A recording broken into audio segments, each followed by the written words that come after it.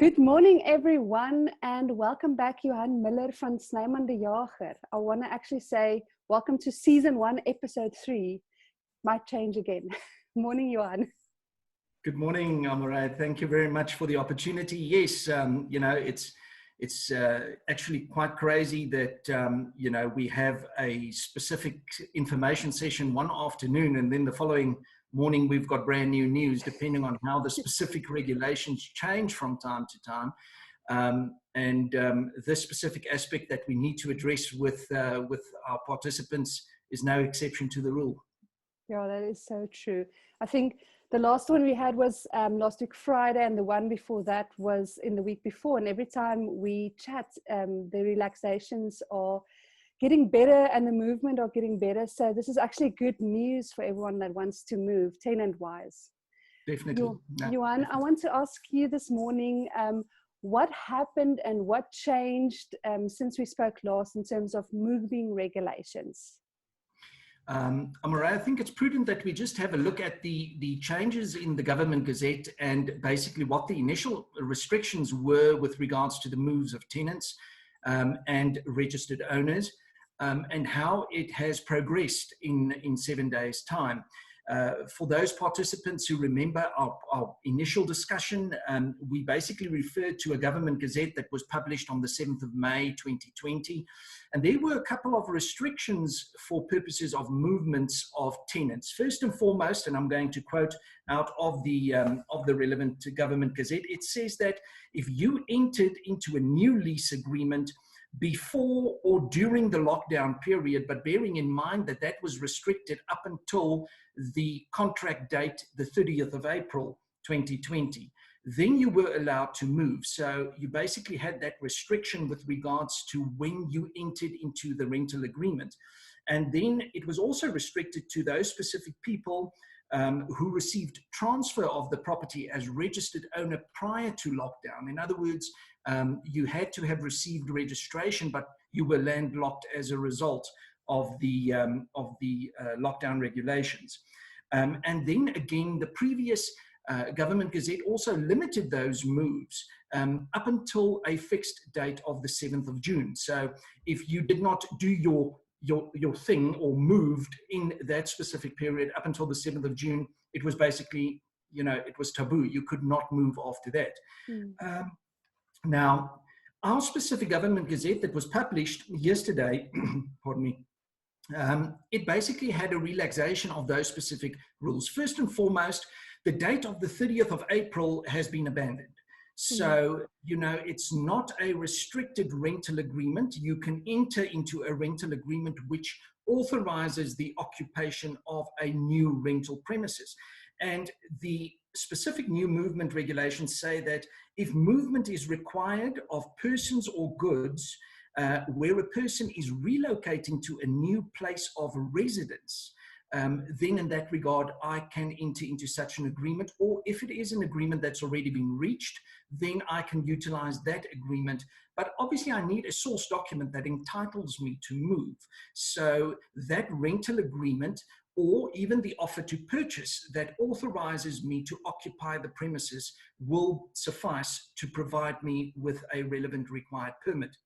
Now, something that obviously also came into play and was changed from our previous Government Gazette is that it authorizes a business which is relocating to a new premises as well. So it's got a bit of a commercial flavor to it as well, which is encouraging at this current stage. So if you have to move a business and you've got a new rental agreement that your business needs to relocate or go to a new place of business, that would be authorized and you will be able to apply for a permit to move in that regard as well. So the transport of specific goods or people to new places of residence and business is basically authorized without a limitation as to when that move has to take place. So the 7th of June is also abandoned, and that's also not a requirement anymore. So it seems as if it's pretty much a carte blanche that as long as I have to relocate to a new place in terms of a rental agreement or in terms of a offer to purchase that has been entered into, I will be entitled to use that as a source document to transport myself and my goods to the new place of residence or business. Then if we have a look at the requirement has a bit of an extra tail to it as well. In our previous specific government gazette, it only authorized us to go to the station commander of the relevant or local police office for the permit. That is still the case. So you can basically take your application permit, which is attached to this government gazette. And maybe I can just tell the listeners and participants, the government gazette number is 43320. I repeat, 43320, and it obviously was published on the 14th of May.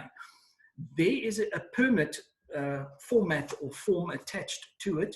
And I know TPN has already said that they will also post it on their specific website. That form 1 can be utilized and completed and then taken to the head of court. In other words, you can go to the magistrate's court, which has jurisdiction in your specific area. We unfortunately do not know which designated officer is obviously entitled to provide these permits, but I'm sure that if you inquire at the relevant court, they will direct you. And then again, you can take it to the station commander of the relevant police office in your area. They will then, based on the lease agreement or the purchase agreement, they will then scrutinize that and they will stamp your permit, which will entitle you to move.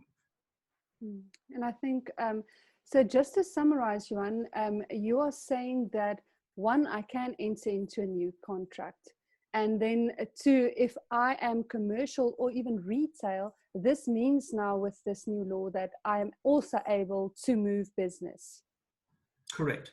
Okay. It is correct. Our specific, our 2 dates that were operational being the 30th of April for entering into a rental agreement and then the 7th of June that limited the physical move, those are both abandoned. So the time frames in that regard, entitles me to enter into a new agreement irrespective of the date of performance. So what we're seeing is more relaxation in terms of the last time.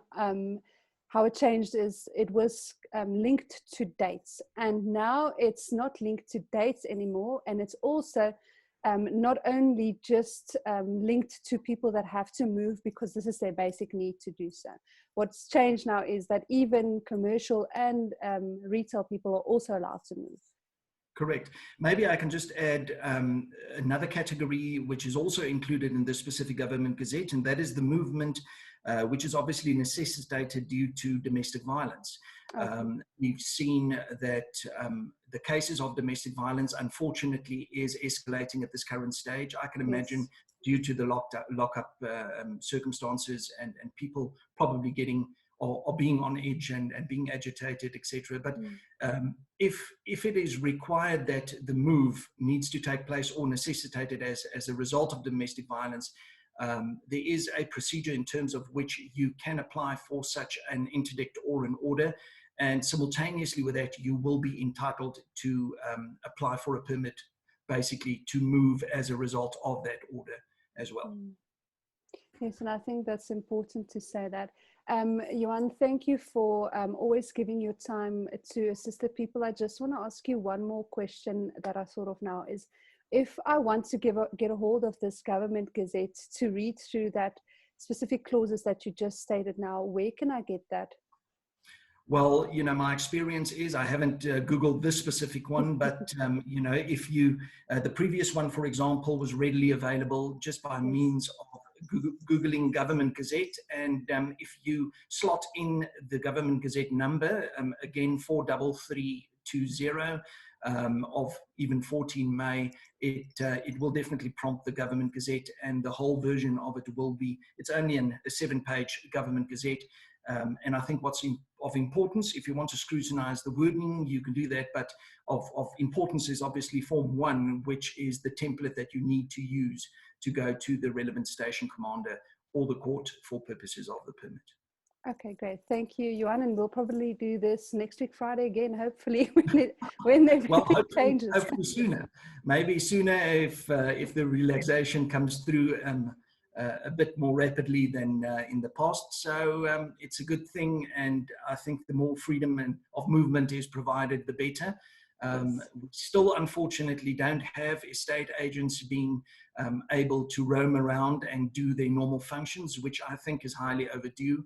I actually hoped when I saw the Government Gazette that that was going to be entailed in it. But so unfortunately, you can still not go house hunting if you don't have a rental agreement in place. So you can enter into the rental agreement, but the problem is still the viewing of the physical premises, because to be able to move, you need a permit.